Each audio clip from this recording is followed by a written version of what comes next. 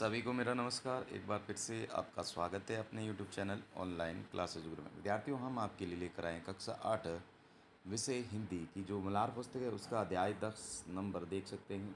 तरुण के स्वप्न, इनके जो सभी अभ्यास प्रश्न हैं, सभी अभ्यास प्रश्नों के उत्तर इस वीडियो के माध्यम से हम आपको प्रोवाइड करवाने जा रहे हैं। कौन कौन से प्रश्न किस प्रकार से करने, सारी जानकारी इस वीडियो के माध्यम से, तो बने रहिएगा हमारे यूट्यूब चैनल ऑनलाइन क्लासेज गुरु में। तो सबसे पहले हम देखेंगे जो प्रश्न हैं, कौन कौन से प्रश्न हैं। आइए देखते हैं। यहाँ पर देख सकते हैं ये प्रश्न दे रखे हैं। ठीक है, यहाँ पर हम देखेंगे ये प्रश्न 1, 2, प्रश्न 3, 4, मिलकर करें मिलान, इस प्रकार से दे रखे, देख लीजिएगा। फिर नेक्स्ट, पंक्तियों पर चर्चा, सोच विचार के लिए, फिर अनुमान और कल्पना से, ये सारे प्रश्न हैं। इन सभी प्रश्नों के उत्तर हम आपको जो है प्रोवाइड करवाने जा रहे हैं। आइए देखिएगा।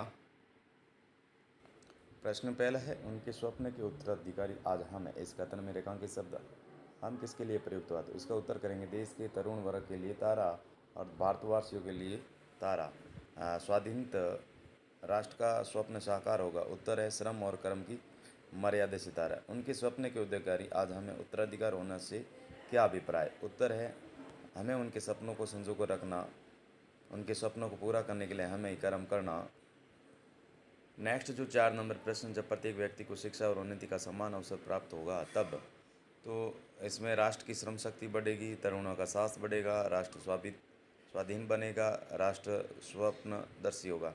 सभी चारों जो नोट, इस प्रश्न के सभी विकल्प सही हैं, इसलिए सभी पर तारा बनाया जा सकता है। नेक्स्ट देखिएगा, मिलाकर करें मिलान। नीचे स्तंभ 1 की पंक्तियों का स्तंभ 2 में दिए गए सही भाव विचार से मिलान दिया गया। स्तंभ 1 और स्तंभ 2 भाव विचार, इसी स्वप्न के प्रेरणा से हम उठते, बैठते, चलते हैं और फिरते और लिखते हैं, भाषा देते हैं। तो इसका सामने हो जाएगा 2 नंबर, हमारी समूची दिन और आचार विचार। नेक्स्ट है 2 नंबर को है वो 3 से मिलाएंगे और 3 को 1 से मिलाएंगे। नेक्स्ट देखिएगा, पंक्तियों पर चर्चा, उस समाज में अर्थ की विषमता न हो। इसका उत्तर करेंगे, इस पंक्ति का अर्थ यह है कि उस आदर्श समाज में धन दौलत या आय को लेकर किसी भी प्रकार का भेदभाव या असमानता नहीं होनी चाहिए। समाज का प्रत्येक व्यक्ति आर्थिक रूप से सुरक्षित और संपन्न हो। ख है, ख का प्रश्न, वही स्वप्न उनकी शक्ति का उत्सव बना और उनके आनंद का निर्जर रहा। उत्तर, इसका अर्थ यह है कि नेताजी का वह महान स्वप्न ही उन देशवासियों और युवाओं के लिए ऊर्जा का मुख्य स्रोत उत्सव बना। उनके जीवन में हमेशा खुशी व आनंद का झरना नजर बहता रहा। नेक्स्ट है प्रश्न ग, उस समाज में व्यक्ति सब दृष्टि से मुक्त हो। तो इसका उत्तर लिखेंगे, इस पंक्ति का आशय है कि समाज में रहने वाले प्रत्येक व्यक्ति मानसिक, सामाजिक, आर्थिक और वैचारिक रूप से पूरी तरह स्वतंत्र हो, उस पर किसी भी तरह का अनुचित दबाव या बंधन न हो। प्रश्न है, सोच विचार के लिए नेताजी सुभाष चंद्र बोस ने किस प्रकार के राष्ट्र का निर्माण का स्वप्न देखा? तो इसका उत्तर लिखेंगे, नेताजी ने एक स्वतंत्र और सशक्त समतावादी राष्ट्र निर्माण का स्वप्न देखा, जहाँ किसी भी प्रकार की आर्थिक विषमता और जाति भेद और सामाजिक बंधन न हो तथा सभी नागरिकों को प्रगति के समान अवसर मिले। नेक्स्ट देखिएगा, प्रश्न 2 का ख, नेताजी सुभाष चंद्र बोस ने किस लक्ष्य की प्राप्ति को अपने जीवन की सार्थकता के रूप में देखा? नेताजी ने देश को स्वतंत्रता दिलाने और एक ऐसे आत्मनिर्भर और न्यायप्रिय समाज की स्थापना के लक्ष्य को अपने जीवन की सबसे बड़ी सार्थकता माना था। 3 का ग, आलसी तथा अकर्मण्य के लिए कोई स्थान नहीं हो रहेगा। सुभाष चंद्र बोस ने ऐसा क्यों कहा होगा? इसका उत्तर करेंगे, उन्होंने ऐसा इसलिए कहा होगा क्योंकि देश की प्रगति और राष्ट्र निर्माण के लिए श्रम, कर्मठता और दृढ़ संकल्प की आवश्यकता होती है और आलस और अकर्मण्यता से देश को आगे बढ़ने से रोकती हैं। 4 ग, नेताजी सुभाष चंद्र बोस के लक्ष्यों और ध्येय को पूरा करने के लिए आज की युवा पीढ़ी क्या क्या कर सकती हैं? उत्तर, आज की युवा पीढ़ी देश में व्याप्त कुप्रथाओं, असमानता और भ्रष्टाचार के खिलाफ आवाज़ उठाकर श्रम और कर्म की मर्यादा को अपनाकर तथा शिक्षा और सामाजिक समरसता को बढ़ावा देकर उनके सपनों को पूरा कर सकती हैं। नेक्स्ट देखिएगा, प्रश्न है अनुमान और कल्पना से। तो विद्यार्थियों, जिन्होंने चैनल को सब्सक्राइब नहीं किया तो प्लीज़ चैनल को सब्सक्राइब कीजिएगा, वीडियो को लाइक कीजिएगा, वीडियो को शेयर कीजिएगा, ताकि मेरे चैनल पर जो वीडियो अपलोड हो आपके पास नोटिफिकेशन पहुंच सके। इस नोटिफिकेशन के माध्यम से अपना सारा संपूर्ण हल कर सके। तो प्लीज़ वीडियो को लाइक कीजिएगा और चैनल को सब्सक्राइब कीजिएगा। नेक्स्ट यहाँ पर हम देखेंगे अनुमान और कल्पना से एक उस समाज में व्यक्ति की सब दृष्टि से मुक्त हो सुभाष चंद्र बोस ने किन दृष्टियों से मुक्ति की बात की होगी। तो इसका उत्तर करेंगे उन्होंने वैचारिक रूढ़िवाद, सामाजिक भेदभाव, आर्थिक गुलामी, वर्ग भेद और हर प्रकार के अवांछित बंधनों से व्यक्ति की पूर्ण मुक्ति की बात की होगी। दुख उस समाज में नारी मुक्त होकर समाज एवं राष्ट्र के पुरुषों की तरह समान अधिकार का उपभोग करे। सुभाष चंद्र बोस को अपने भाषण में नारी के लिए समान अधिकारों की बात क्यों कहनी पड़ी होगी। तो इसका उत्तर करेंगे उस समय समाज में महिलाओं को पुरुषों के समान अधिकार और स्वतंत्रता प्राप्त नहीं थी और उन्हें द्वयम दर्जे का समझा जाता था। इसलिए समाज को सशक्त और संपूर्ण बनाने के लिए नारी स्वावलंबन और उनके समान अधिकारों पर जोर देना आवश्यक था। नेक्स्ट देखिएगा। नेक्स्ट प्रश्न 3 ग आपके विचार से हमारे समाज में कौन कौन से लोग हैं जिन्हें विशेष अधिकार दिए जाने की आवश्यकता है। तो इसका उत्तर करेंगे हमारे समाज में जो पिछड़े, वंचित, दिव्यांग और आर्थिक रूप से कमजोर और शोषित वर्ग के लोग हैं उन्हें आगे बढ़ाने और मुख्य धारा में लाने के लिए विशेष संरक्षण और अवसरों की आवश्यकता है। नेक्स्ट प्रश्न संख्या 4 ग सुभाष चंद्र बोस ने देश के समस्त युवा वर्ग को संबोधित करते हुए कहते हैं कि हे मेरे तरुण भाइयों, उनका संबोधन केवल भाइयों शब्द तक ही क्यों सीमित रहा होगा। अपने समूह में चर्चा करके लिखिए कि इस शीर्षक क्यों दिया गया है। यह शीर्षक इसलिए दिया गया क्योंकि इस पाठ में युवाओं, तरुणों को देश के भविष्य के रूप में देखा गया और उन्हीं के कंधों पर एक नए, सुंदर व स्वाधीन राष्ट्र के स्वप्न को साकार करने की जिम्मेदारी सौंपी।